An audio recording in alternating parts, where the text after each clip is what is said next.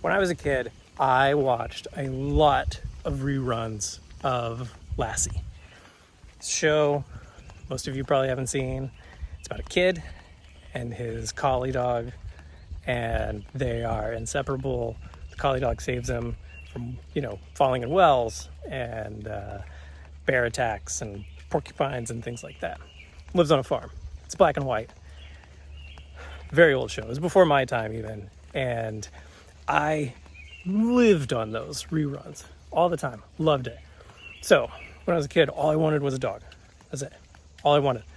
Couldn't get it. Parents said no. Wouldn't give me one. I made bargains. Deals. Begged them. I pleaded with them. I said, take my next 5 birthdays. Don't give me any gifts. Just give me a dog. That's it. This is all I wanted as a kid. So, never happened. Didn't happen. Every year would go by, no dog. Till one day, probably my 10th birthday, maybe 11. And it's shaking. It's moving. I'm like, oh man, this is it. This is it.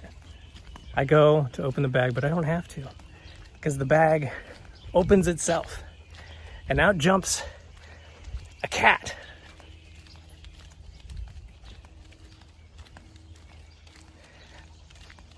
A black Persian cat.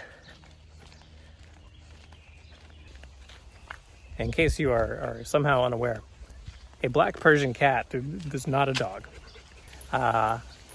Also, that cat had ringworm. So it had to live in the kitchen where it was tile floor and could be easily cleaned for several months. So if I wanted to play with my black Persian cat, I had to go in, play with him, and then completely biohazard clean myself after I left the kitchen. So, obviously, eventually I got dogs when I was old enough to do things on my own.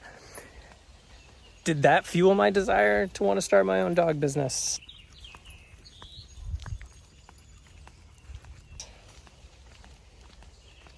I don't know.